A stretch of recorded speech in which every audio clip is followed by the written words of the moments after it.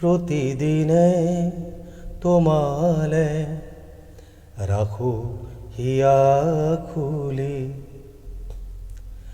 তোমাৰ খবৰ নাপালে মোৰ দিনতে গধূলি কোৱাকে আছানে আছেনে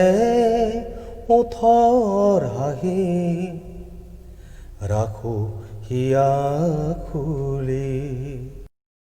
নমস্কাৰ, টাইমছ নিউজ টুডেৰ ষ্টুডিঅ'ত মই অনামিকা নাথ আৰু আপোনালোকে চাই আছে আমাৰ বিশেষ অনুষ্ঠান আলহী। আমাৰ টাইমছ নিউজৰ ষ্টুডিঅ'লৈ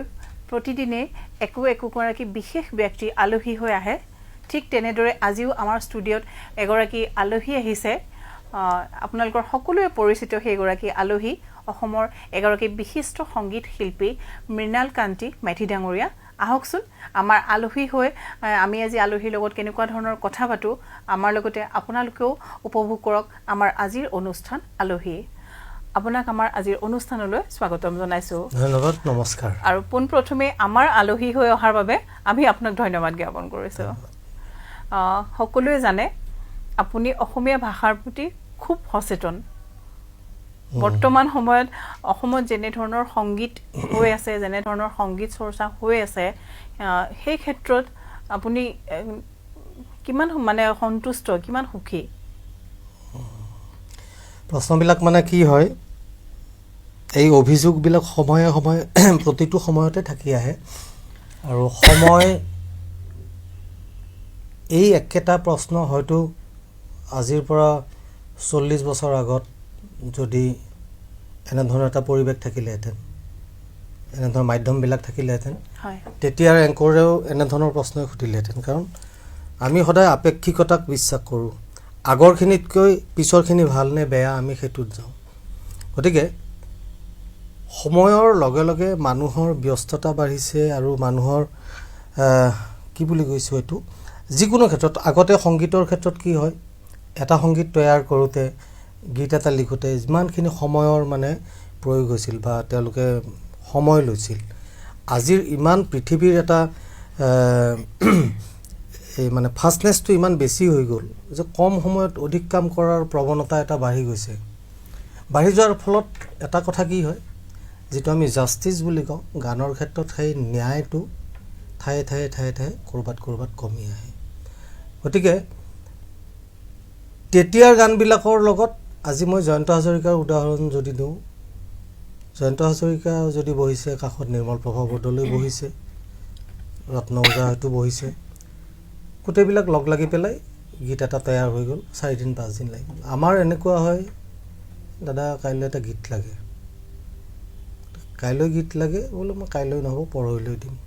গতিকে 5 দিনত কৰা কাম এটাত তাৰ দোষ ত্ৰুটি গোটেইখিনি চালি জাৰি চাই গোটেই ক্ৰীম বস্তুখিনি বাহিৰলৈ আমি উলিয়াই দিব পাৰোঁ। কিন্তু যেতিয়া আমাৰ সময়বিলাকেই কমি যায়, মাহটোত যদি আমি 20টা গানৰ কাম কৰিব লগা হয়, তেতিয়াহ'লে মই ভাবোঁ গানবিলাকৰ লগত এটা ন্যায় কমি গৈ থাকে। আৰু সেইটোৱেই মানে আগৰ সংগীত বা আগৰ গীতৰ লগত এতিয়াৰ গীতৰ মানে পাৰ্থক্য আহি পৰাৰ মূল কাৰণ। কাৰণ মই নিজেও নিজৰ ক্ষেত্ৰতো কওঁ, মই এসময়ত মাহত 3টা এলবাম, তাৰমানে 3 8 গুণ 24টা গানৰ সংগীত কৰোঁ এক মাহত 30 দিনত। গতিকে এটা এলবামৰ কাৰণে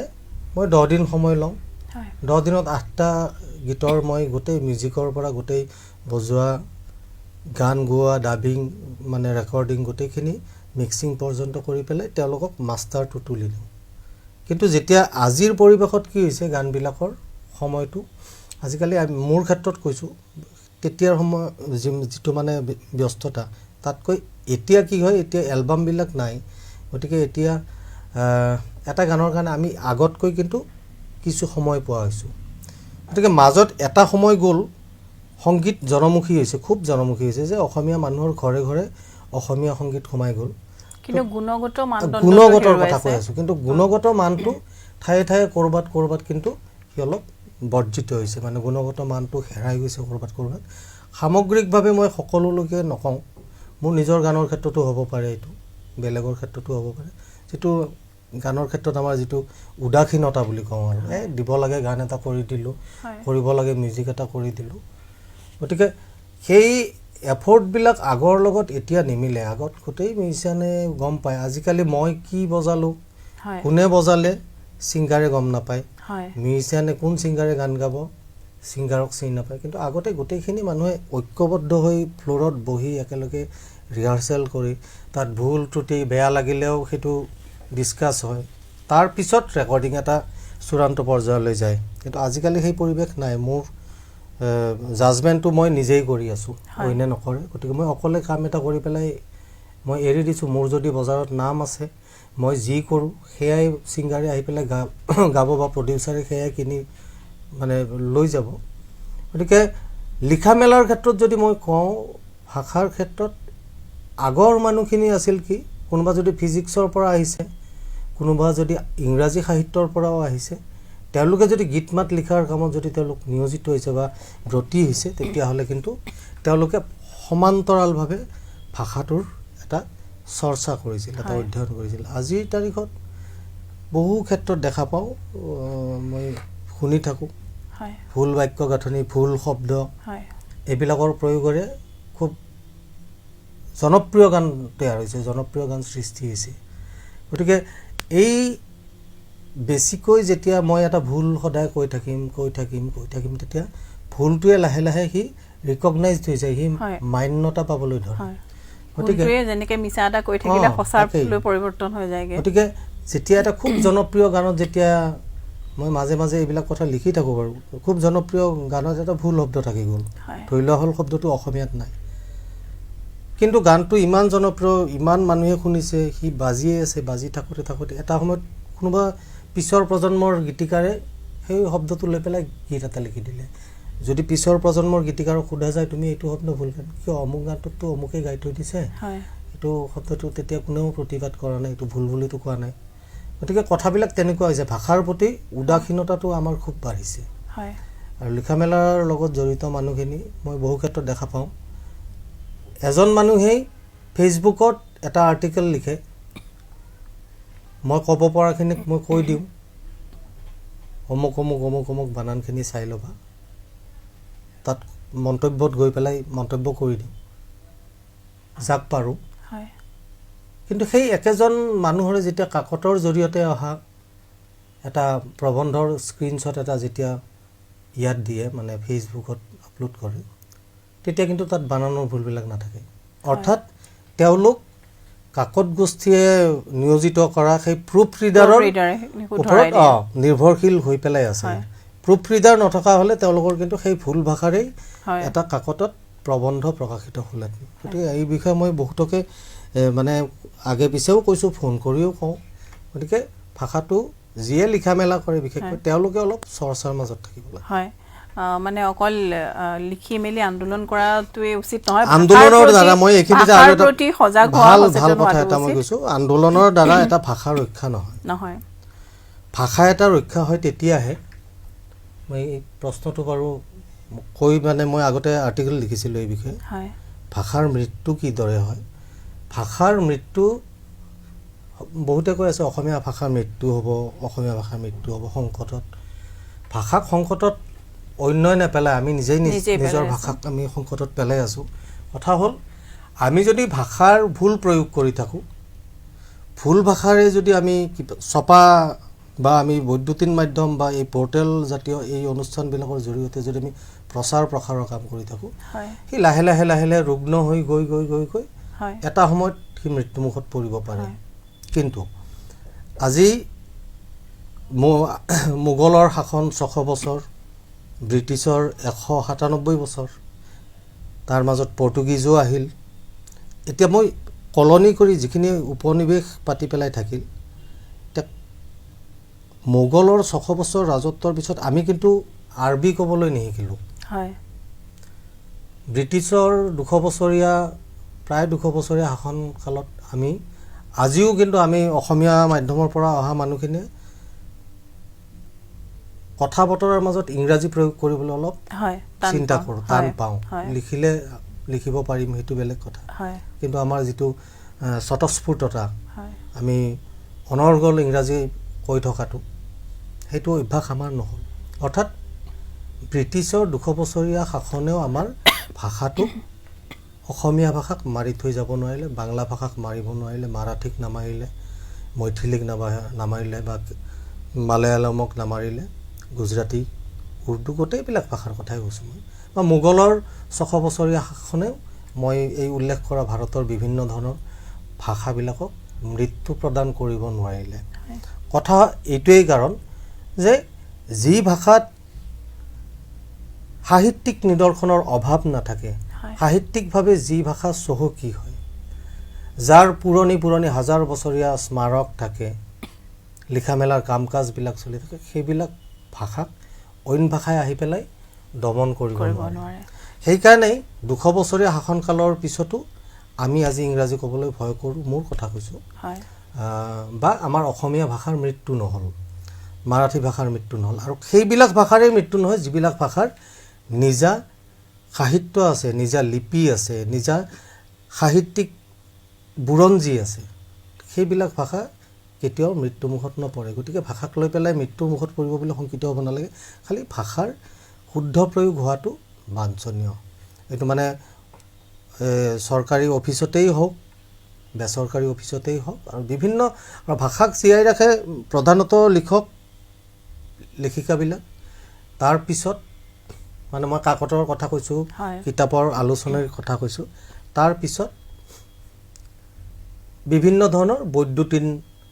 মানে দৃশ্যশ্ৰব্য যিবিলাক মাধ্যম আছে এওঁলোকে কিন্তু ভাষাটোক জীয়াই ৰাখে ভাষাটোক সংখ্যাই জীয়াই নাৰাখে কিমান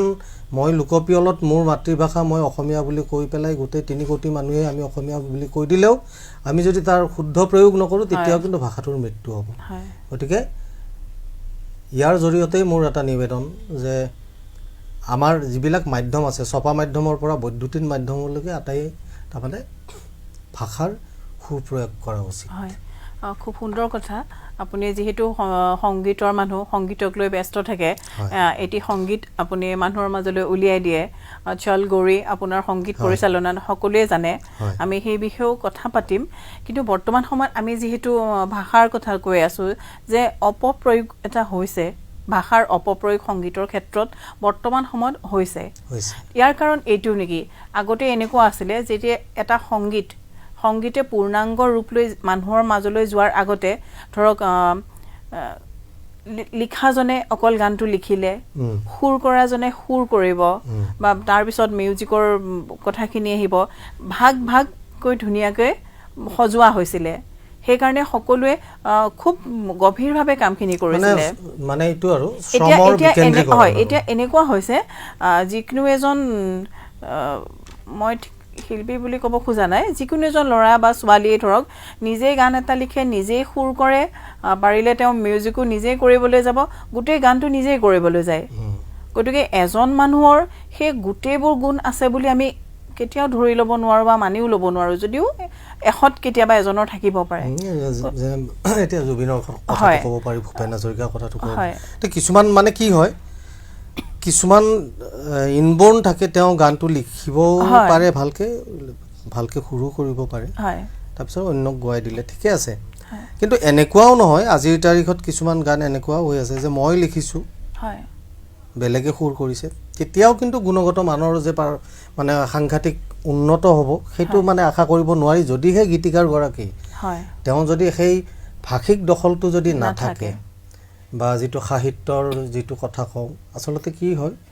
বহু ক্ষেত্ৰত আগৰ গীতৰ কথা আৰু আজিৰ গীতৰ কথা ক'বলৈ গ'লে এতিয়া দহি কতৰাক লৈ পেলাই কবিতা আছে এতিয়া বগাকৈ বগলী বহলাই বহিছে মিত্ৰদেৱ মহন্তই লিখিছিল বলুকাত বিয়লি বেলা মিত্ৰদেৱ মহন্তহঁতৰ সময়ত এইবিলাক নৈৰ পাৰৰ নিয়মীয়া দৃশ্য আছিল গতিকে তেওঁ যেতিয়া মানে পূৰ্ণ বয়সত যেতিয়া তেওঁ লিখিলে এইটো তেওঁৰ সেই শৈশৱত দেখা বগাকৈ বগলী বহলাই বহিছে মানে বগলীখিনি বলুকাত বহি থকাটো তেওঁ লিৰিকেলি তেওঁ সজাই লৈছে কিন্তু সেই দৃশ্যটো তেওঁ ক'ৰবাত কেতিয়াবা দেখি আহিছে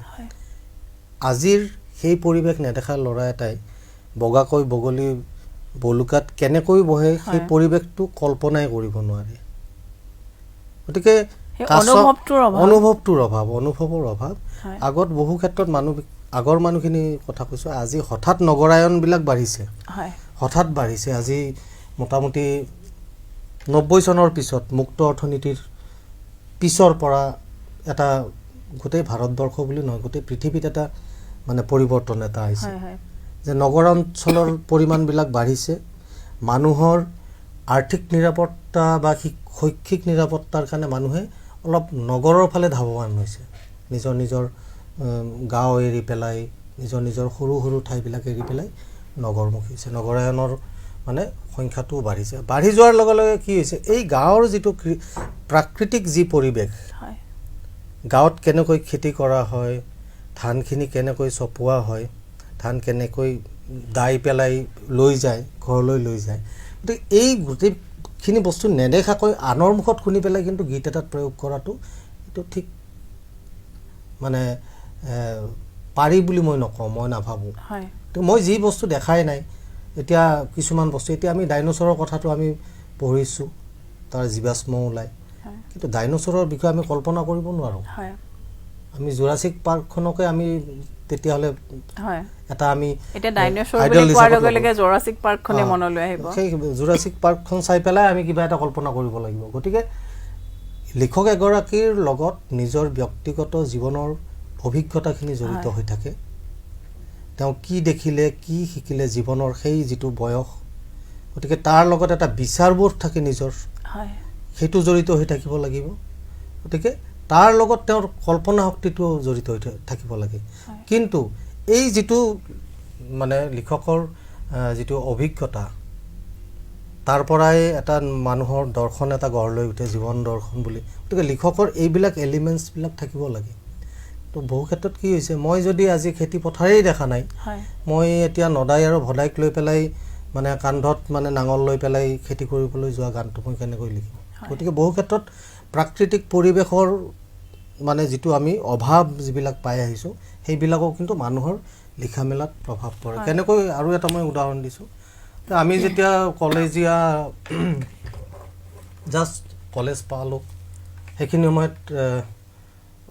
স্বাধীন অসমৰ সপোনত এজাক মানে যুৱক ওলাই গ'ল সেইখিনি সময়ত কি ৰচিত হ'ল যে এটা বিপ্লৱী এটা পৰিৱেশ এটা তৈয়াৰ হ'ল আৰু সেইখিনি সময়ত আমাৰ স্বনামধন্য ভূপেন হাজৰিকালৈকেও সেই বিপ্লৱী গীতৰ পৰিৱেশত তেওঁ বিপ্লৱী গীত গাইছে বহুতে গাইছে মহেন্দ্ৰ হাজৰিকাই গাইছে সদানন্দ সেইখিনি সময়ত সাংঘাতিক প্ৰেমৰ গান গোৱা নাই গতিকে বিপ্লৱ এতিয়া ভূপেন হাজৰিকাহঁতৰ সময়ত তেওঁলোকে মানে অকণমান ডাঙৰ হোৱাৰ পিছতেই বুজি পোৱা বয়সত দেখিছে যে স্বাধীনতা আন্দোলন চলি আছে গতিকে সেই সময়ৰ গীতিকাৰবিলাকৰ গীতত স্বাধীনতা আন্দোলন মানে ভাৰতৰ চেতনাবোধ এইবিলাক বা ভাৰত প্ৰেম এইবিলাক লৈ পেলাই গীত মাত ৰচনা গতিকে এই পৰিৱেশবিলাকে কিন্তু সময় আৰু পৰিৱেশে বহুত গুৰুত্বপূৰ্ণ ভূমিকা গ্ৰহণ কৰে এতিয়া নদীবান চলি থাকোঁতে হয়তো কোনোবাই নদীবান্ধক লৈ পেলাই গান এটা ৰচনা কৰি দিলে বা বাগজানক লৈ পেলাই কোনোবাই হয়তো বিহু এটা ৰচনা কৰি দিলে আপুনি অনুভৱ কৰে নেকি এটা ভাল সৃষ্টি নগৰ অঞ্চলতকৈ গাঁৱৰ পৰিৱেশত বা গাঁৱত যদি এটা ভাল সৃষ্টি কৰিম বুলি ভাবে গতিকে গাঁৱৰ পৰিৱেশ বা প্ৰাকৃতিক পৰিৱেশত বেছি সহায়ক হয় বুলি মানে কি কথাটো নগৰত কোনোবাই উপজি পেলাই যদি লিখা মেলাৰ লগত জড়িত তেওঁ কবিতাই লিখক বা গানেই লিখক বা প্ৰবন্ধ লিখক গল্পই লিখক কিন্তু তেওঁ সেই গ্ৰাম্যাঞ্চলৰ সেই জীৱনটো কিন্তু গ্ৰাম্যাঞ্চলৰ জীৱন পদ্ধতিটো কিন্তু তেওঁ হয় অধ্যয়ন কৰি লয় কিন্তু অনুভৱ কৰিব নোৱাৰিব যেন লাগে নহয় অনুভৱ তেওঁ কৰিব পাৰে এতিয়া যদি তেওঁ গৈ পেলাই তাত একাত্ম হৈ পেলাই মাজে সময়ে গৈ থাকিল সেই পৰিৱেশটোত সোমাই থাকিল নিজে আত্মহাৰা হৈ গ'ল চাই থাকি তেওঁলোকে তাৰ পৰা কিছুমান বস্তু তেওঁলোকে মানে আহৰণ কৰি পেলাই আনিব পাৰে কিন্তু কথা হ'ল কি এতিয়া আব্দুল মালিকৰ এখন উপন্যাসৰ কথা মই সূৰুজমুখীৰ স্বপ্ন চাপৰিৰ মানে কাহিনী এটা চাপৰিত মানে পাম কৰি পেলাই যে খেতি কৰে যে তেনেকুৱা গতিকে সেই পৰিৱেশটো তেখেতে নিজে দেখিছে তেওঁৰ নাহৰণিৰ আশে পাশে দেখা নদীৰ আশপাশত থকা মানুহখিনিৰ মাজত সেই জীৱন পদ্ধতিটো দেখিছে দেখি পেলাই তেখেতে সূৰুযমুখীৰ স্বপ্নৰ দৰে গ্ৰন্থ বা উপন্যাস লিখিছে গতিকে মই ভাবোঁ মানুহে নেদেখাকৈ আজি নগৰ অঞ্চলৰ ল'ৰা এটাই যদি নেদেখাকৈ হেৰি লিখিবলৈ গৈছে তেতিয়াহ'লে কিন্তু উজুতি খাব কিন্তু যদি গৈ পেলাই গ্ৰাম্যাঞ্চলত যদি তাৰে জীৱন পদ্ধতিটো তেওঁ অধ্যয়ন কৰিবলৈ যায় মই সৰুৰ পৰা বাগান দেখিছোঁ এখনেই বাগান মোৰ ঘৰৰ কাষত গোৱালপাৰাত আমাৰ ফালে ইমান বাগান নাই চাহ বাগান কিন্তু যেতিয়া মই বাগানৰ গানবিলাকৰ কাম কৰোঁ তেতিয়া মই বাগানৰ মানুহে আহি পেলাই মোক সোধে বোলে দাদা আপুনি কেনেকৈ আমাৰ বাগানৰ ধুনবিলাক বিচাৰি পায় বুজি পায় মই মিউজিকেলি সেইটোৰ এটা সাধনাত থাকোঁ উজনি অসমলৈ গ'লে বাগান দেখিছোঁ যদিও বাগানৰ পৰিৱেশটো কিন্তু মোৰ ঘৰৰ কাষৰ বাগানখনৰ মই পৰিৱেশটো জানো দেখোঁ ঘৰৰ পৰা 4-5 কিলোমিটাৰ দূৰত মাজে মাজে আমি চাইকেল চলাই সেইফালে আগতে গৈছিলোঁ গতিকে সেই পৰিৱেশ এটা অকণ দেখিছিলোঁ সেইটো মনত কঢ়িয়াই ফুৰিছোঁ গতিকে পৰৱৰ্তী সময়ত যেতিয়া মই তাৰে প্ৰেৰণাত সৃষ্টি নেকি চলগৌৰী ঠিক তেনেকুৱা নহয় চলগৌৰীৰ আগতে মই বাগানীয়া বহু গানেই কৰিছোঁ চলগৌৰীত বহু পিছত সেইবিলাক কৰাৰ বহু পিছত কৰিছোঁ যি কি নহওক মই এইটো কথাই মানে সামৰণিটো মাৰি লওঁ যে নগৰ অঞ্চল বা গ্ৰাম্যাঞ্চল কিন্তু আমি আগৰ মানুহখিনি যদি আমি পুৰণি মানুহখিনিৰ কথা কওঁ তেওঁলোকে কিন্তু কিবা প্ৰকাৰে নহয় কি মামাকৰ ঘৰলৈ হ'লেও গাঁৱৰ পৰিৱেশ এটাৰ পৰা মানে উভতি আহে কিন্তু আৰু তেতিয়া ইমান গুৱাহাটীত থাকিলেও মানে গুৱাহাটীখনো আজিৰ পৰা 60 বছৰ আগত এখন মোটামুটি গাঁৱৰ দৰে আছে ইয়াত অলপমান মানুহ তাত অলপমান মানুহ এনেকুৱা চেকাচুৰুকাকৈ আৰু বৃহৎ অঞ্চল আজি আমি যদি এই মানে বাহিৰৰ যিটো আমাৰ বাইপাছ যিটো ৰাস্তা বেলতলাৰ পৰা জালুকবাৰীলৈ সেইবিলাকতো গোটেই খেতি বাতি একদম অৰণ্যৰ দৰে ঠাই আছিল এতিয়া তাত নগৰায়ন হৈছে এতিয়া তাত অট্টালিকাবিলাক সাজিছে গাড়ীৰ শ্ব'ৰুমবিলাক আছে বিভিন্ন ধৰণৰ অফিচ হৈছে গতিকে তাৰে যদি আমি পিছফালে যাওঁ তেতিয়াহ'লেতো আমি গাঁওখন বিচাৰি পাওঁ পামহিখন পাম ৰাণী পাম তেনেকুৱা গতিকে যিজনে প্ৰাকৃতিক পৰিৱেশবিলাক ভালকৈ পাই আহি তেওঁৰ অভিজ্ঞতাৰ জৰিয়তে লিখা মেলা কৰিছে তেওঁলোকৰ তাত কিন্তু আমি সেই প্ৰাকৃতিক পৰিৱেশৰ সঁচা ছবি বা প্ৰকৃত গুণটো আমি মানে পাওঁ সেইটোৱে আৰু কথাটো এগৰাকী সংগীত শিল্পী হিচাপে যদি এটা আমি ভাল গান বুলি ক'বলৈ যাওঁ ভাল গান এটাৰ কোনবোৰ দিশক বেছি গুৰুত্ব দিব যে এই দিশকেইটা থাকিলেহে এটা গীতক ভাল গীত বুলি ক'ব পাৰি আজি অলপ কঠিন হৈছে ভাল গান বুলি ক'ব পাৰি নহয় মই এইকাৰণে আপোনাৰ লগত অকণমান কঠিনকৈ পাতিছোঁ কাৰণ বৰ্তমান সময়ত মই সকলোৰে কথা কোৱা নাই আমাৰ সংগীতৰ জগতখনত যিবোৰ গীত আমাৰ নৱপ্ৰজন্মলৈ আমি পঠাই আছোঁ বা নৱপ্ৰজন্মই পাই আছে সেই গীতবোৰ যেন কোনোবাখিনিতে অকণমান মানদণ্ডটো একেবাৰে নিম্নমুখী হৈ পৰিছে সেইকাৰণে যদি আপোনালোকৰ পৰা যদি আমি এই কথাবোৰ আমাৰ নৱপ্ৰজন্মক নজনাওঁ মই ভাবোঁ কথাবোৰ স্পষ্ট গান মানে কি ভাল গান বেয়া গান কথাবিলাক আপেক্ষিক হয় কিছুমান দিশ থাকিব পাৰে মই কৈ আছোঁ আপেক্ষিক মানে এনেধৰণৰ একেগৰাকী কিশোৰ কুমাৰৰ কোনোবা এটা বিশেষ গান খুবেই ভাল লাগে কোনোবা এটা গান ভাল নালাগে যিকোনো ছিংগাৰৰ ক্ষেত্ৰতে কৈছোঁ মই বম্বেৰেই হওক বা মানে গুৱাহাটীৰেই হওক ভাল গান বেয়া গান মানে কি হয় ভাল গানৰ আমি যদি আমি গীতিময়তা আমি লক্ষ্য কৰোঁ সুৰৰ বৈশিষ্ট্যখিনি লক্ষ্য কৰোঁ আমি জুখি পেলাই ক'ব নোৱাৰোঁ যে এইটো ভাল গান কিন্তু মই অনুভৱ কৰিব পাৰোঁ গানটো ৰুচিসন্মত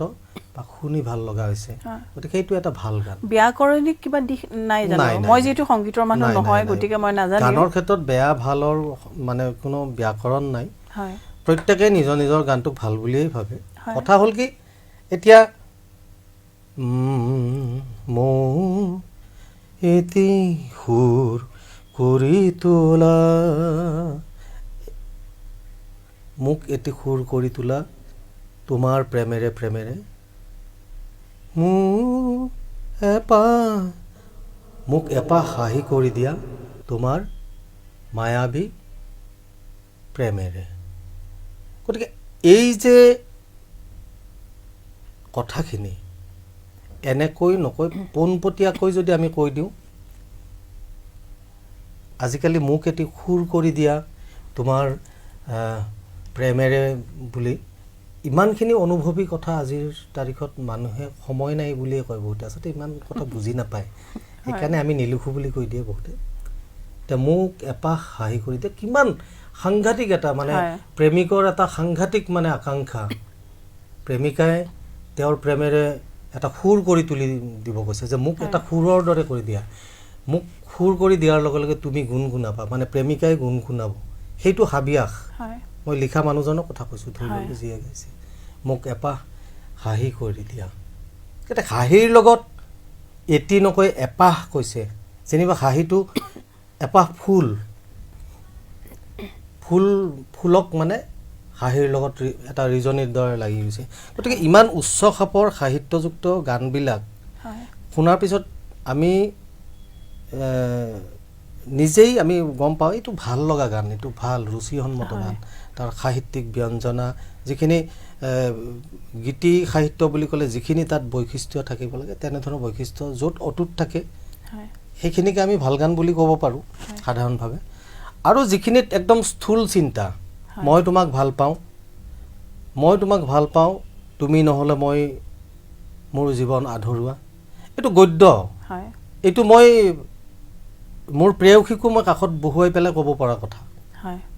কিন্তু প্ৰেমটো মানুহে যদি মই যিহেতু গানৰ মুখ্য উপজীব্য বুলি যদি ক'ম গোটেই পৃথিৱীত গানত প্ৰেমেই 80% বা 70% ঠাই লৈ লৈছে তাৰ মাজত ক'ৰবাত কোনোবাই ফোক ছং গাইছে সেইটো বেলেগ কোনোবাই কিবা ৰাষ্ট্ৰপ্ৰেমৰ গান গাইছে সেইটো বেলেগ কিন্তু অধিকাংশইতো আমি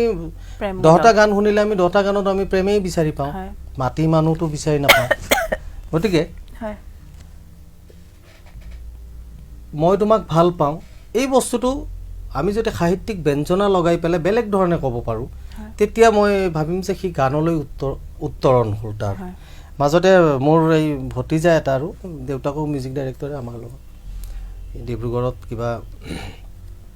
পঢ়ি আছিল ইউনিভাৰ্চিটি মোক ক'লে মৃণাল খুৰা মোক এটা গান লিখি দিয়া মানে আই লাভ ইউ মানে মই তোমাক ভাল পাওঁ এইটো পোনপটীয়াকৈ নালাগে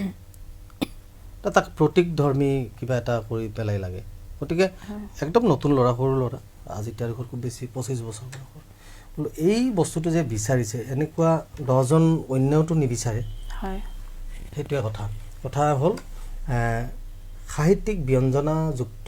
যিখিনি গীতি সাহিত্য আছে তাৰ লগত সুৰাৰোপ কৰিলে যিখিনি গান আমি আমাৰ মাজলৈ আহে বা পাওঁ সেইখিনিকে মই ভাল গান বুলি ক'ম আৰু তাৰ বাহিৰে যিখিনি স্থূল কথা বতৰাৰে থাকে আৰু মই অমুকৰ পৰা তমুকলৈ যাম সেইটো কোনো গীতি সাহিত্যৰ ভিতৰত পৰা কথা নহয় এইবিলাক গদ্যত অলপ সুৰ লগাই পেলাই ট্ৰেণ্ডি মিউজিক এটা লগাই দিছে গতিকে গানটো মানুহে শুনিছে পিকনিকত শুনিছে গান গীত মানে একেবাৰে চমুকৈ গ'লে অৰ্থপূৰ্ণ আৰু আৱেগভৰা হ'বই লাগিব আৱেগভৰা এইখিনি সাহিত্যিক ব্যঞ্জনাখিনি অলংকাৰখিনি সেইবিলাক থাকিলেহে গীত এটাক ভাল গীত বুলি ক'ব পাৰি হয় মাজতে অকণমানকৈ আমি কবিতাৰ কথা এটা ওলাইছিলে আপোনাৰ মুখত আজিকালি দেখা পোৱা গৈছে বহু কবিতাক গানৰ ৰূপ দিয়া হৈছে আগৰ পুৰণি কিছুমান কবিতা আৰু জনসাধাৰণে ৰাইজে আঁকোৱালিও লৈছে গতিকে এইটো আছে এনেকুৱা কবি সুকান্ত ৰবীন্দ্ৰনাথৰ সমসাময়িক কবি আছিল খুব কম বয়সতে তেখেত ঢুকাইছিল তেখেতৰ এটা ৰাণাৰ বুলি এটা কবিতা আছিল ৰাণাৰ মানে আমাৰ যিটো আগতে ডাকোৱাল বুলি এটা বস্তু আছিল মানে এটা পিয়ন যিজন পোষ্ট অফিচৰ ডাকঘৰৰ ডাকোৱালে কি কৰে ইঠাইৰ পৰা গুৱাহাটীৰ পৰা দৌৰি যাব এডাল দীঘল জাঠি এডাল থাকে তাত এই ঘুংগুৰা বনাই থাকে শব্দ হয় এই গুৱাহাটীৰ পৰা ধৰি লোৱা হ'লে এই প্ৰাচীন গুৱাহাটীৰ কথা কৈছোঁ এই গুৱাহাটীৰ পৰা ধৰি লোৱা হ'ল নগাঁৱলৈ চিঠিখিনি নিব লাগে ইয়াৰ পৰা তেওঁ খুব বেছি জাগিৰোড মানলৈকে যাব জাগিৰোডৰ পৰা অন্য এজন ডাকোৱালে তাৰ পৰা ৰহালে লৈ যাব তাৰ পৰা অন্য এজন নগাঁৱলৈ নিব গতিকে তেনেকুৱা প্ৰক্ৰিয়া আছিল সেই প্ৰক্ৰিয়াটোত সেই ৰাণাৰৰ যি মানে জীৱন ৰাণাৰৰ মানে সেই কবিতাটো আৰু গানটো লতা মংগেশকাৰে গাইছিল সলিল চৌধুৰী এইটো কম্পোজ কৰিছিল খুব জনপ্ৰিয় গান ৰাণা ৰাণাৰ তাই ছুটেছে ঘণ্টা বাজছে ৰাতে ৰাণাৰ ছুটেছে খবৰেৰ বোঝা হাতে তো ৰাণাৰৰ মানে জীৱনটো তাত এনেকৈ আছে মানে গা শিয়ৰি উঠে সেইবিলাক গান শুনিলে ৰাইজৰ গোটেই খবৰৰ বোজাবিলাক পিঠিত লৈ পেলাই কান্ধত লৈ গৈ আছে কিন্তু নিজৰ ঘৰখনৰ খবৰখিনি তেওঁ পোৱা নাই ল'ৰাটো কি কৰি আছে ঘৈণীয়াকে কি কৰি আছে পোৱা নাই অভাৱী ডাকোৱালবিলাকৰ সামান্য দৰমহা কিন্তু পিঠিত কিন্তু কাৰোবাৰ মানি অৰ্ডাৰৰ শকত ধনৰ টোপোলা কঢ়িয়াই পেলাই বোলে জাগিৰোডলৈ গৈ আছে গতিকে এই টোটেল এটা চিত্ৰ এখন আছে গতিকে সেই ৰাণাৰৰ গতিকে তেনেধৰণৰ যদি কবিতা গান কৰে কোনোবাই সেইবিলাক মনোগ্ৰাহী হয় শুনি ভাল লগা হয়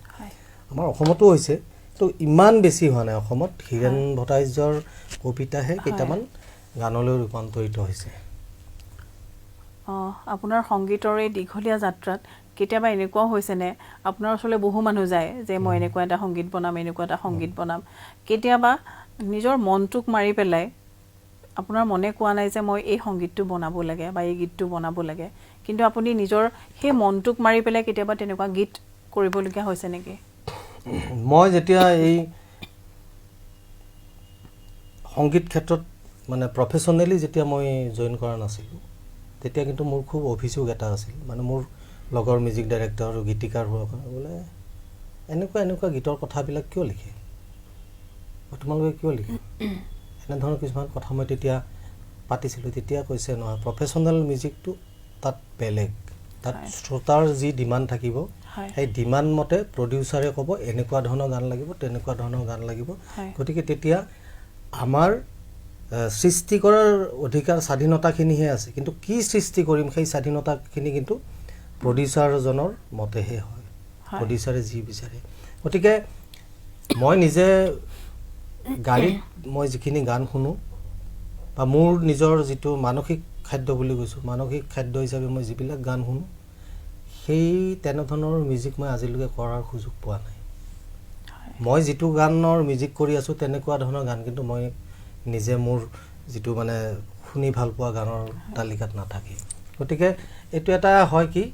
পেছাদাৰী সংগীত বা পেছাদাৰী অভিনয়ত সেইটো যেনে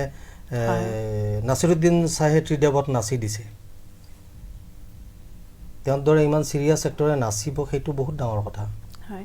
গতিকে তেওঁ কি হৈছে প্ৰডিউচাৰৰ কাৰণে তেওঁ চাইন কৰিছে ছবিখনত তেওঁ অভিনয় কৰিব গতিকে ছবিৰ চিত্ৰনাট্যই যি কৈছে ডাইৰেক্টৰে যি কৈছে সেইমতে তেওঁ নাচিব লগা হৈছে গতিকে সেইটো এটা আপোচ এটা কম্প্ৰমাইজ বহু ক্ষেত্ৰত অমিতাভ বচ্চনে বহু চিনেমা কৰিছে যিবিলাকত অমিতাভে নকৰিলেও হ'লেহেঁতেন নেকি আমি অনুভৱ কৰোঁ সেইটো কৰিছে কিহৰ সেইটো এটা আপোচ আৰু প্ৰফেচনেলিজিম য'ত থাকে তাত কিন্তু আপোচটো থাকে আপোনাৰ কেতিয়াবা এনেকুৱা আপোচ আছেনে যে মই গীতটো কৰিব নালাগিছিলে কিছুমান নকৰোঁ হয় কিছুমান মই মানে যেনে ধৰণৰ কিছুমান কথা বতৰা বা কিছুমান অতি নিম্ন খাপৰ যদি কথা বতৰা নিম্ন ৰুচিৰ সুৰ সেইবিলাক গান কিন্তু মই নাই কৰা মই প্ৰফেচনেলিজিমত থাকিও ধৰি লোৱা হ'ল 16 চনত মই বিশেষ এটা ৰাজনৈতিক দলৰ মই মানে ভালেকেইটা 10টামান গীতৰ মই এটা কাম কৰাৰ হেৰি পাইছিলোঁ অনুৰোধ এটা পাইছিলোঁ গীতখিনি শুনাৰ পিছত মোৰ মনে নকলে এই গীতখিনি মই কৰা উচিত কিন্তু মই পাৰিশ্ৰমিক আমি সাধাৰণতে কৰি থকা গানতকৈ 2-3 গুণ বেছি পালোঁহেঁতেন আৰু ৰাজনৈতিক নিৰ্বাচনৰ এইটো বিজ্ঞাপন এড চং এইবিলাক গতিকে সেইটোত কিন্তু মই কম্প্ৰমাইজ কৰা নাই আৰু তেনেকুৱা কিছুমান মোৰ ভাল নলগা লিৰিক্স বা মোৰ ভাল নলগা সুৰৰ গান যদি কোনোবাই লৈ আহিছে তেতিয়াহ'লে মই নকৰাকৈ আছোঁ এইটো মোৰ প্ৰফেচনেলিজিম মানে যিটো মোৰ এথিক্সৰ বাহিৰত গৈ পেলাই কৰিছোঁ এইটো হিচাপমতে কৰিব নালাগে কৰি দিব লাগে চবেই কৰিব লাগে হিচাপমতে কিন্তু কিছুমান ক্ষেত্ৰত সিমানখিনিলৈকে মই কম্প্ৰমাইজ কৰা নাই খালি যেতিয়া মই নিজে কয় বোলে ছাৰ আপুনি ভাল লগা ধৰণে এটা গান কৰি দিয়ক তেতিয়াহে মই মোৰ ভাল লগা ধৰণৰ গান এটা কৰিবলৈ যত্ন কৰোঁ আপুনি সংগীতৰ জগতখনত বৰ্তমানলৈকে আপোচবিহীনভাৱে কাম কৰি আছে বুলি নিজকে ক'ব বিচাৰিব আপোচ কিছুমান ক্ষেত্ৰতো কৰিব লাগিব প্ৰফেচনেলিজিমত কৈছোঁ কিন্তু কিছুমান ক্ষেত্ৰত কিন্তু মই আপোচ নকৰোঁ সেইটো মই কৰি পোৱা নাই বিশেষকৈ যেতিয়া ৰাজনৈতিক ক্ষেত্ৰখনৰ কথাও আহে কেতিয়াবা যে অমুকৰ এটা গান মই সেই দলটো আমাৰ মাটি মানুহৰ কিমান সপক্ষে অসমৰ জনতাৰ কিমান সপক্ষে অসমৰ সংস্কৃতিৰ প্ৰতি তেওঁলোক কিমান আগ্ৰহী বা উদ্বুদ্ধ এই গোটেইখিনি দিশ চালি জাৰি চাই যদি মই ভাবোঁ তেওঁলোকৰ গানটো কৰিব পাৰি প্ৰফেশ্যনেলি মই কৰি দিব পাৰোঁ কিন্তু মই সেইটো কাম কৰা নাই এতিয়ালৈকে অকল সংগীতৰ জগতখনতেই নহয় আমি যদি অভিনয়ৰ দিশটো চাওঁ বা যিকোনো এটা এখন জগতত আমি প্ৰডাক্ট এতিয়া আপুনি মৃণালকান্তি মেধি এগৰাকী সংগীত শিল্পী আপুনি নিবিচাৰেনে আপোনাৰ পিছত আৰু এজন মৃণালকান্তি মেধিক আপুনি প্ৰডাক্ট কৰাটো আপোনাৰ দায়িত্ব বুলি নে আপুনি যিখিনি কাম কৰিলে আপোনাৰ মাজতে সীমাবদ্ধ হৈ থাকি গ'ল আমাৰ অসমত বিশেষকৈ সেই প্ৰডাক্টিভ কোৱালিটিটো বহুতৰ ক্ষেত্ৰত দেখা পোৱা নাযায় মানে কি হয় এইটো মানে ভাৰ্চুৱেলি প্ৰডাক্ট হৈয়ে থাকে হয় ময়ো কাৰোবাক দেখি পেলাই কাৰোবাক অনুসৰণ কৰি পেলাই মই তৈয়াৰ হৈছিলোঁ মই এই মাজতে কৈছোঁ আপোনাৰ মই এই কথাটো কিয় ওলালোঁ আপোনাৰ নিজৰো এখন হয় স্কুল আছে মই চাব লাগিব Saregamapa school of professional music academy তাত আপোনাৰ বহুতো ষ্টুডেণ্ট আছে গতিকে আপুনি কেনেকুৱা ধৰণৰ আপোনাৰ স্কুলৰ পৰা ভাল ফল পাইছে বা কেনেকুৱা ধৰণৰ উলিয়াবলৈ সক্ষম হৈছে মোৰ যিখিনি ছিনিয়ৰ মানে ছাত্ৰ ছাত্ৰী তেওঁলোকে আজিৰ তাৰিখত অসমৰ মানে সংগীত ক্ষেত্ৰখনত বিভিন্ন ধৰণে তেওঁলোকে জড়িত হৈ আছে হয় তাতে কোনোবা বহুত হিট হৈও গৈছে কোনোবাই হয়তো সংগ্ৰাম কৰি আছে আৰু হিট হ'লেই ভাল হ'ব হিট নহ'লে বেয়া হ'ব তেনেকুৱা নহয় কিন্তু মই মোৰ নিজৰ পিছত গঢ় দিয়াৰ কাৰণে আচলতে কি হয় মোক দেখি যদি কোনোবাই ভাবিছে মানে ছাৰৰ দৰে ময়ো গান লিখোঁ ময়ো সুৰ কৰোঁ মই অলপ সংগীত কৰোঁ তেনেকুৱাকৈ যদি কোনোবাই যদি আগবাঢ়ি আহিছে সেইটো নাহিব বুলি মই নকওঁ তেনেকুৱা মানুহ থাকে কিন্তু প্ৰত্যক্ষভাৱে যে মই ইয়াক তৈয়াৰ কৰিম তেনেকৈ মই টাৰ্গেট হিচাপত কৰি লোৱা নাই কিন্তু মিউজিকেলি গান গোৱাৰ ক্ষেত্ৰখনত কিন্তু মই বহুতকে টাৰ্গেট কৰিছোঁ হয় মই এই কথাটোকে জানিব বিচাৰিছিলোঁ যোৱা মোটামুটি 15-20 বছৰৰ পৰা মই বিভিন্নজনক বিভিন্ন ক্ষেত্ৰৰ পৰা উলিয়াই আনিছোঁ আনি পেলাই ৰাইজৰ মাজত চিনাকি কৰি দিছোঁ আৰু মই যেতিয়া চিনাকি কৰি দিওঁ তাৰ পিছৰ দায়িত্বখিনি কিন্তু তেওঁলোকে কেনেকৈ মানে নিজক আগুৱাই লৈ যায় মানে ৰান্ধি বাঢ়ি মায়ে দি দিলে খোৱাৰ দায়িত্বটো মোৰ নিজৰে হ'ব গতিকে মই খাব পৰা কৰি পেলাই মই আগবঢ়াই দিছোঁ তাৰপিছত তেওঁলোকে যি ধৰণে আগবাঢ়ি গৈ আছে সেইটো তেওঁলোকৰ নিজৰ ধৰণে আগবাঢ়ি গৈ আছে হয়তো মই কেতিয়াবা গাইড কৰিছোঁ কিবা প্ৰয়োজন বা সুধিলে মই গাইড কৰিছোঁ এইটো মোৰ বহু ষ্টুডেণ্টেই আছে গতিকে ইয়াত মই সকলোৰে নামবিলাক লোৱাটো ঠিক উচিত বুলিও নকওঁ আৰু এইটো আৰু কাৰোবাৰ নাম বাদ পৰি যাব তেতিয়া বেয়া লগা কথা কিন্তু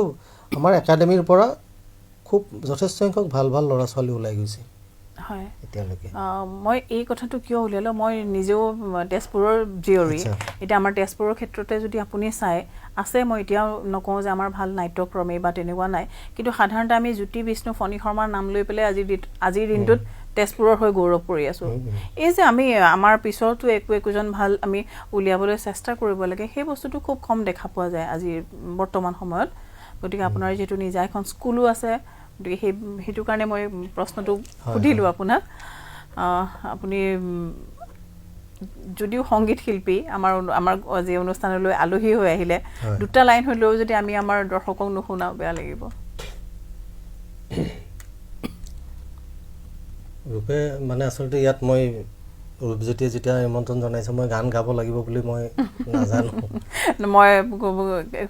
খুব খোলাকৈ কথাখিনি পাতিছোঁ ৰূপজ্যোতিয়ে মোক কৈছিলেও মৃণালে গান নেগাব তথাপিও যদি দুটা লাইন আমি নুশুনো বেয়া লাগিব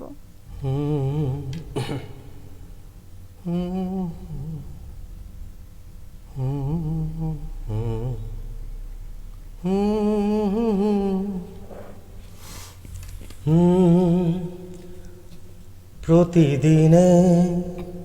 তোমালে রাখো হিয়া খুলি কৰোণা হৈ গ'ল তাৰপিছত এতিয়ালৈকে মাতৰ লো মই মানে ঠিক গেইন কৰিব পৰা নাই ৰিগেইন হোৱা নাই গান গাবলৈ অলপ কষ্ট হয় তথাপি এইটো গীত অকণমান মই স্থায়ীটো গাই দিছোঁ প্ৰতিদিনে তোমালে ৰাখো হিয়া খুলি তোমাৰ খবৰ নাপালে মোৰ দিনতে গধূলি কোৱা একেই আছানে আছেনে ওঠৰ হাঁহি ৰাখো হিয়া খুলি প্ৰতিদিনে তোমালে ৰাখো হিয়া খুলি তোমাৰ পদূলিত এৰি আহিলো বুকুৰ তৰা যোন সকলো তোমাৰ সুবাস লাগি লাগি ময়ো হলো তুমি তুমি কোৱা একেই আছানে আছেনে ওঠৰ হাঁহি ৰাখো হিয়া খুলি ৰাখো হিয়া খুলি ধন্যবাদ তোমাৰ সুবাস লাগি লাগি মই হলো তুমি তুমি সঁচাকৈ আমি পাতি থকা কথাখিনি য'ত কৈছিলোঁ মই অৰ্থপূৰ্ণ আৰু আৱেগ দুইটাই আছিলে তোমাৰ সুবাস লাগি লাগি ময়ো হলো তুমি তুমি তাৰমানে মোৰ পৰা তোমাক ভিন্ন কৰি মই চাব নোৱাৰা হলো তাৰমানে হয় সেইটো তোমাৰ খবৰ নাপালে দিনতেই গধূলি খুব সুন্দৰ কাৰণ সাধাৰণতে আজিকালি কি হয় এই গানটো মই আগতে ধৰক শুনা নাই আপুনি গুণগুণাই দিয়াৰ লগে লগে গোটেই লাইনকেইটা মোৰ মনত সোমাই গৈছে এই বস্তুটোৰে অভাৱ অনুভৱ কৰি আছিলোঁ বৰ্তমান এই বস্তুটোৰ অভাৱ এই এনে ধৰণৰ অনুভৱী গীতবিলাকৰ প্ৰতি মানে শুনা মানুহ নিশ্চয় আছে কথা হ'ল এনেকুৱা আমি শুনোতা ধৰি ল'লোঁ আমি শুনাৰ কাৰণে বজাৰত যি পাম যি উপলব্ধ থাকিব তাকহে শুনিম এতিয়া লকডাউনৰ সময়তেই শুলোঁ পাচলি চাচলি নাপায় নোখোৱা পাচলিও যদি কিবা কাৰণত লুকাই চুৰকাই কোনোবাই বিক্ৰী কৰিব আনিছে কেতিয়াও খাই পোৱা নাই ধৰি ল'লোঁ স্কোৱাছ আছে মই ধৰি ল'লোঁ মই নাখাওঁ উপায় নাই আৰু পাচলি বুলি তাকেই পাইছোঁ যেতিয়া তাকেই কিনি আনি পেলাই খাইছোঁ গতিকে আচলতে শিল্পীসকলৰ বা ক্ৰিয়েটিভ পাৰ্চনবিলাকৰ দায়িত্ব এটা থাকে তেওঁলোক আন 10জন নন ক্ৰিয়েটিভ মানুহতকৈ তেওঁলোকৰ এটা বিশেষ গুণ আছে আৰু সেইকাৰণেহে তেওঁলোকে সৃষ্টি কৰিব পাৰে ছবি আঁকিব জানে ধুনীয়া কবিতা লিখিব পাৰে উপন্যাস গল্প লিখিব পাৰে গান গাব পাৰে গীত লিখিব পাৰে অভিনয় কৰিব পাৰে তাৰমানে তেওঁলোকৰ এটা সাংঘাতিক এটা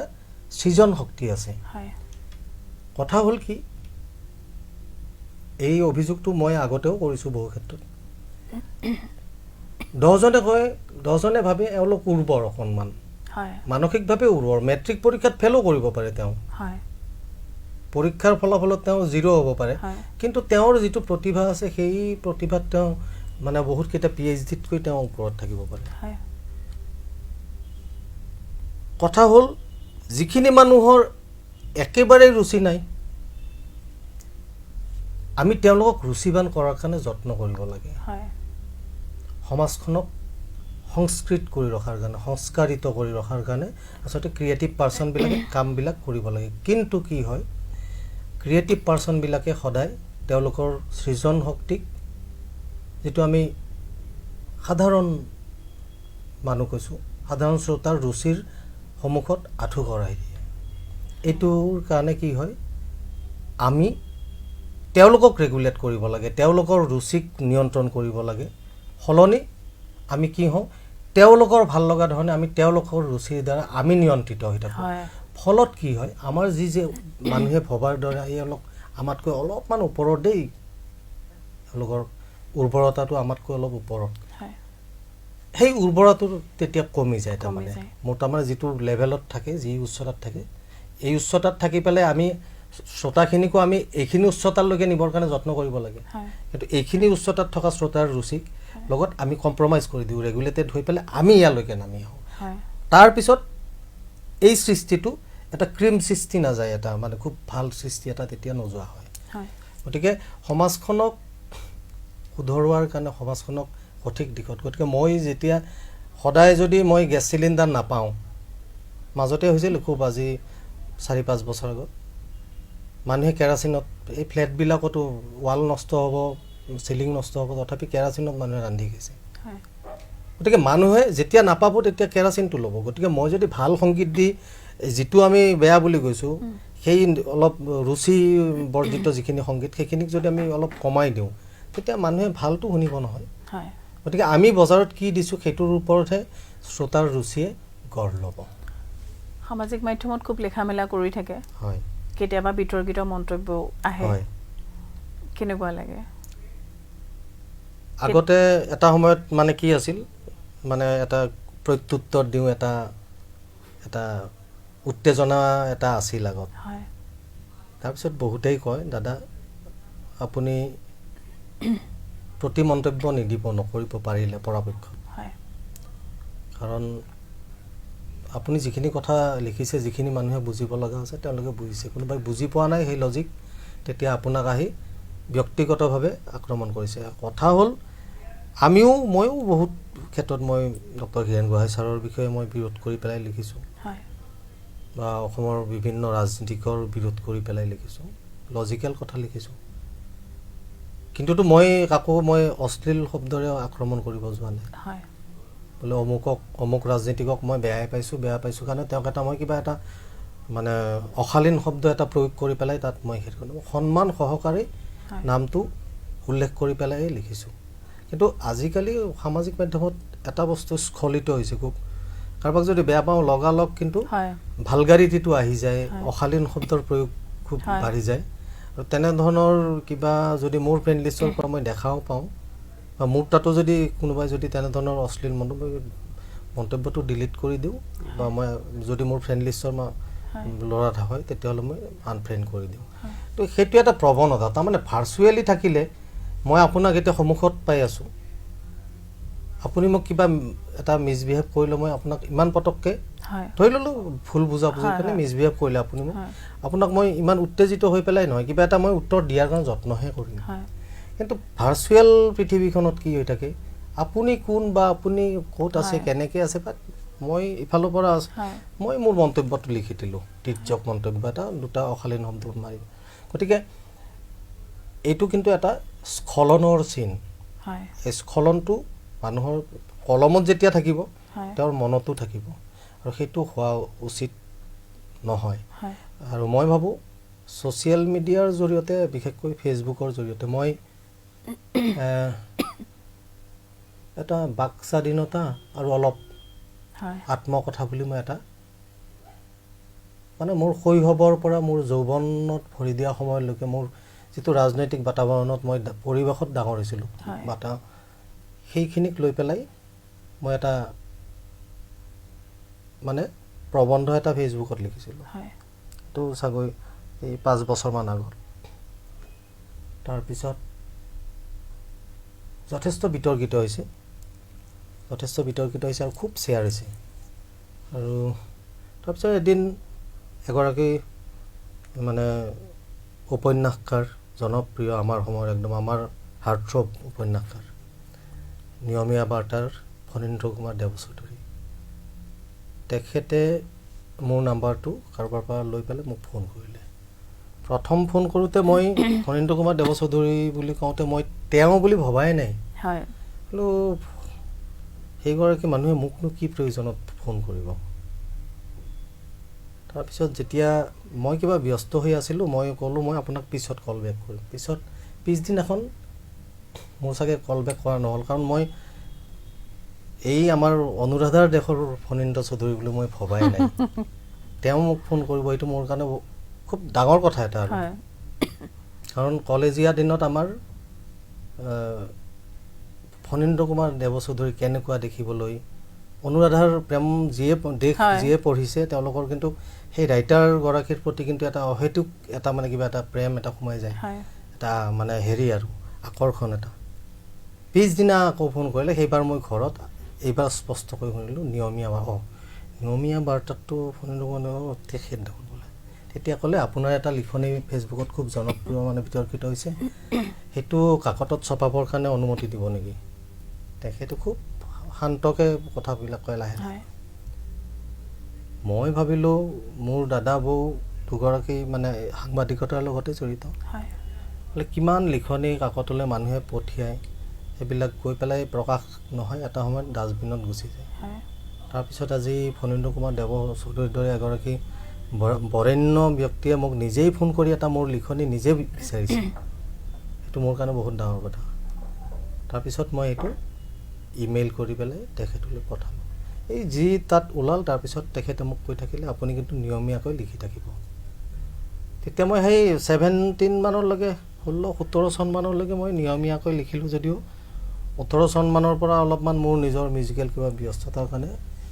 কাকতত লিখাটো অলপ কমি আছে মানে লিখি মেলি থৈছোঁ যদিও কাকতলৈ ঠিক প্ৰেৰণ কৰা হোৱা নাই এতিয়া কথা হ'ল কি ফেচবুকে মোক কাকতৰ লিখক হিচাপে চিনাকি কৰাই দিছে আৰু ফেচবুকত মই কাৰোবাক ট্ৰল কৰিও থাকিব পাৰোঁ গতিকে মই কি ধৰণে ব্যৱহাৰ কৰোঁ সেই প্লেটফৰ্মখন সেইটোৰ ওপৰত নিৰ্ভৰ কৰে আৰু মই ফেচবুকৰ পাততেই দেখিছোঁ বহু মানে ৰাইটাৰৰ সৃষ্টি হৈছে তাৰপিছত সেই ৰাইটাৰবিলাকক দেখা পাওঁ মোৰ ফ্ৰেণ্ড লিষ্টৰে বহু কেইগৰাকী যে তেওঁলোকৰ দীঘলীয়া প্ৰবন্ধ কাকতত ওলোৱা হৈছে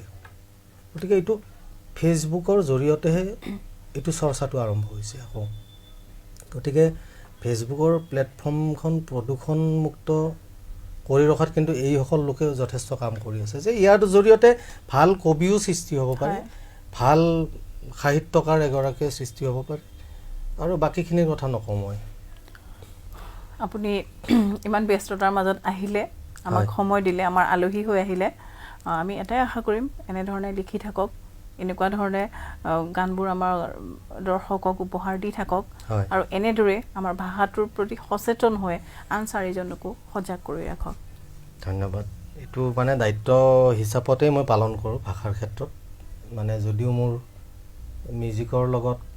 মই আজিকালি গীত মাত লিখোঁ যদিও বহুত আগৰ দৰে ইমান বেছি নিলিখোঁ তথাপি উঠি অহাখিনিক মই ভুল ভ্ৰান্তিবিলাক মই যিমানখিনিক পাৰোঁ যাক ক'লে বেয়া নাপায় তেওঁলোকক মই শুধৰাই দিওঁ বা বহুতে কিন্তু এনেকুৱা আছে মোকেই ফোন কৰে আজি এটা মেছেজ হাইলাখ নে হাইলাখ মেছেজটো মই 7 দিনমান আগৰ কলিয়াবৰৰ ল'ৰা এজনে দি থৈ দিছে আজি মই দেখা পাই কৈছোঁ হাইলাখ গতিকে ডিব্ৰুগড়ৰ পৰা কালি ল'ৰা এটা ফোন কৰি সুধিলে এই নাটক চাটক ডাইৰেকশ্যন এইবিলাকতো সি জড়িত উৎসৱ নে উৎসৱ মই ক'লোঁ উৎসৱ উৎসাহিত উৎস আমি সৰুৰ পৰা ভুলকৈ শিকি আহিলোঁ বুলি ক'লে সি মানে উৎসাহ বুলি কয় উৎসৱ বুলি কয় গতিকে এনেধৰণৰ কিছুমানে ফোন চোন কৰি পেলাই সোধে কেতিয়াবা বিশেষ প্ৰয়োজন হ'লে ফেচবুকৰ ইনবক্সতো বহুত থাকে যে এইটো শব্দৰ সমাৰ্থক শব্দ কি হ'ব বা এইটোৰ প্ৰতিশব্দ কি হ'ব গতিকে সেইটো মই এটা মানে মোৰ এপাৰ্ট ফ্ৰম মাই প্ৰফেশ্যন এইটো মই এটা ভাষাৰ প্ৰতি মোৰ এটা দায়িত্ব বুলি মই কৰি থাকোঁ হয় এনেদৰে সজাগ হৈ থাকক ধন্যবাদ আপোনালোকেও আমাৰ অনুষ্ঠান চালে আমি আলহী আহিল যদিও আলহীৰ লগত কথাহে পাতি আছোঁ আমি আলহীক আপ্যায়ন কৰা হোৱাই নাই এতিয়ালৈকে আমাৰ টাইমছ নিউজৰ মজিয়ালৈ আকৌ পুনৰ আৰু এজন বিশেষ ব্যক্তি এনেদৰে আলহী হৈ আহি থাকিব আৰু আপোনালোকে চাই থাকিব আমাৰ এই অনুষ্ঠান আলহী